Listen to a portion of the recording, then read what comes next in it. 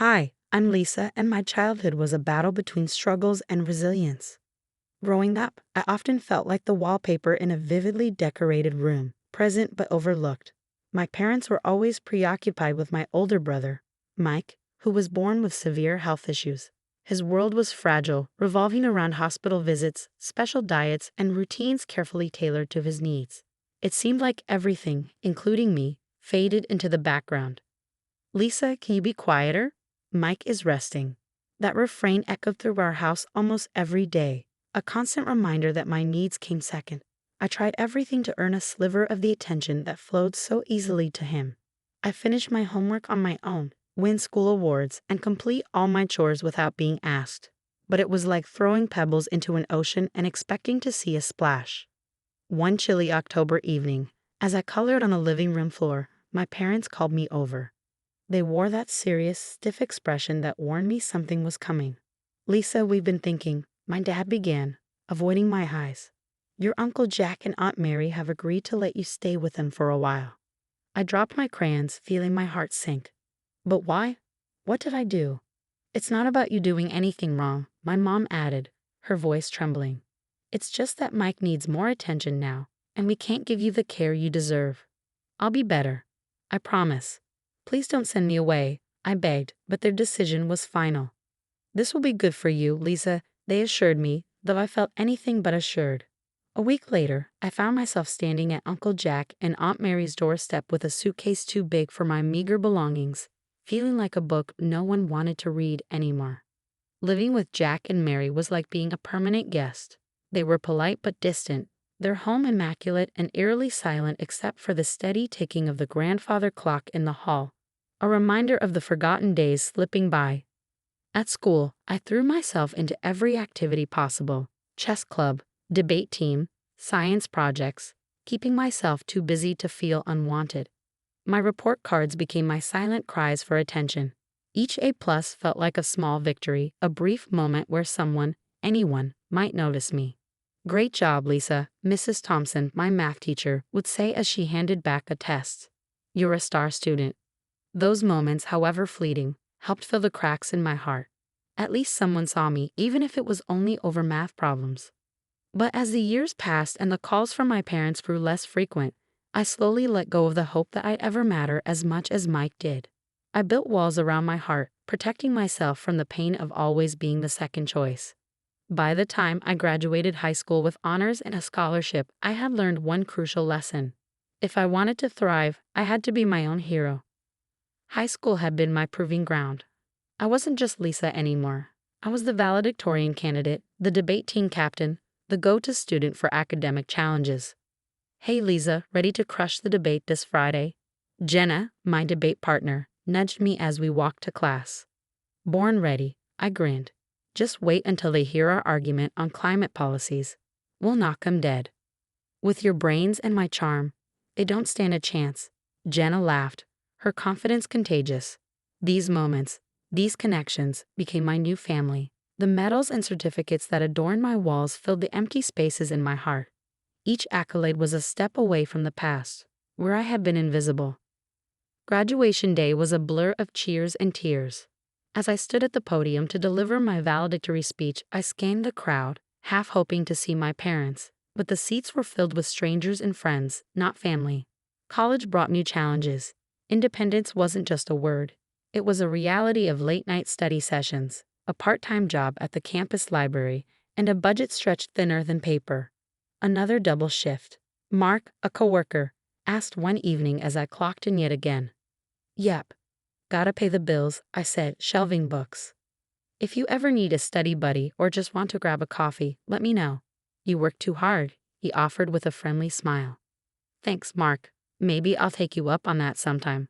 I replied, though I knew my schedule didn't allow for much downtime. My life was carefully planned, each moment accounted for, making sure I was in control. Because depending on others felt too risky. Then one rainy afternoon, as I was leaving the library, my phone rang. It was a number I hadn't seen in years, my parents. Hesitant, I answered. Lisa, it's Mom. How are you? Busy, as always. What's up? I replied, my tone cautious. We need to talk. Can we meet? Her voice wavered. I frowned, skepticism creeping into my voice. Why? What's so important now, after all these years? It's about Mike and his daughter Emma. It's complicated, but we need to discuss it in person. I paused, my mind racing. Fine.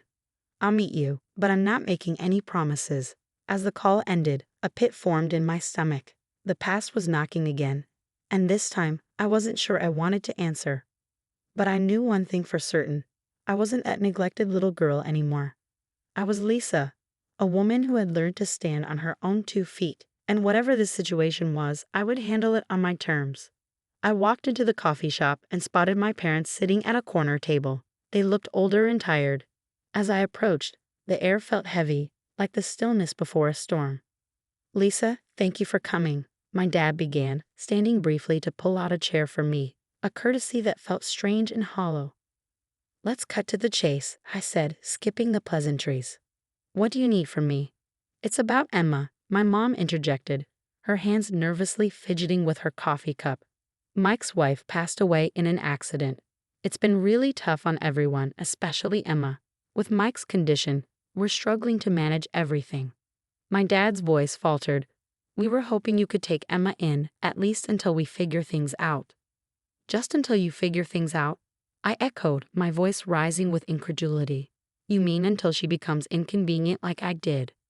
Lisa, that's not fair, my dad said sternly. We did what we thought was best for you. Best for me or just easiest for you? I shot back, feeling old wounds tear open. I've worked hard to build my life. Why should I disrupt it for you now? Where were you when I needed support? The table fell silent, the weight of years of unspoken pain hanging between us. Finally, I stood up, my chair scraping sharply against the floor. I'm sorry about Emma, but no, I can't do this. You need to find another solution, I said, my voice firm and resolute. Lisa, you're being selfish. She's your niece, my dad exclaimed, frustration evident. And I was your daughter, I replied, turning to leave. Goodbye, Mom. Goodbye, Dad. As I walked away, their calls faded into the background noise of the cafe. The backlash was immediate. Relatives called, branding me heartless and a traitor. Each voicemail, each angry text twisted a knife of guilt and anger deeper into my chest. At home, I sat in the dim light of my living room, my phone lighting up with another missed call. Lisa, you need to reconsider. This is family, my aunt's voice echoed through the speaker, accusatory. Listening to the message, something within me hardened. Yes, they were family, but where had this family been when I felt like an afterthought? This time, I chose differently. This time, I chose myself. Life after deciding to ensure Emma's future with Sarah, her maternal cousin, unfolded like the morning sun rising after a stormy night. The cloud of guilt that had shadowed me began to dissipate, and for the first time in a long while, I breathed freely. At work, I channeled my newfound energy into my career. My boss noticed the change. Lisa, you've been on fire these past weeks. What's your secret? He chuckled, handing me a file. Just sorted out some personal stuff. Feels like I've shed 100 pounds, I admitted with a confident smile. That's great to hear. Keep it up, and there might be a promotion on the horizon for you, he hinted, giving me a knowing wink. The prospect of advancing wasn't just about the position. It was validation of my capabilities and an affirmation that I was more than what my family had relegated me to be. Evenings and weekends, once filled with brooding thoughts, were now occupied with social gatherings, volunteer work, and hobbies I'd put off for years. One Saturday, while volunteering at a local community center, I met Dan, someone who shared my passion for making a difference. You're pretty good with the kids, Lisa. Ever thought about doing this full-time? Dan asked, his eyes sparkling with sincerity as we painted a mural. I enjoy it, but my heart is in my job right now. Maybe someday, I replied, painting a bright sun on the wall. It's good to have options, Dan smiled. How about we grab dinner sometime and talk about other ways we can help out here? I'd like that, I smiled back, feeling a genuine connection. My social circle grew, filled with people who appreciated and respected me. They knew nothing of my past burdens or family issues. To them, I was just Lisa, the woman who laughed freely and helped passionately. One quiet evening, as I sat on my balcony watching the sunset, a peaceful solitude enveloped me. I thought about Emma, now thriving with Sarah, our laughter a regular update in our chats. I thought about my parents who had finally started to manage on their own. I realized then that standing up for myself hadn't just changed my life, it had altered the course of many lives. My refusal to be drawn back into a cycle of neglect had forced everyone to adapt and find new strengths. This was the right choice, I whispered to the cooling breeze. For Emma, for them, and for me. I leaned back, the last rays of the sun warming my face, and for the first time in a long while, I felt completely at peace. Content in my world, I knew I had finally found my place, free from the expectations and judgments of others. My life was my own, and it was a beautiful, vibrant tapestry that I would continue to shape on my own terms. And that brings us to the end of Lisa's journey. Now, I have a question for you. Do you think Lisa was justified in refusing to take in Emma, given her own experiences of neglect, or should family obligations have taken precedence regardless of her past? Share your thoughts and experiences in the comments below. This question touches on deep issues of personal boundaries versus familial responsibilities, and I'm eager to see your diverse perspectives. Don't forget to like this video and hit that subscribe button if you found Lisa's story compelling and want to stay updated with more stories like it. Your support means we can keep exploring these complex emotional journeys together. Let's get the conversation started.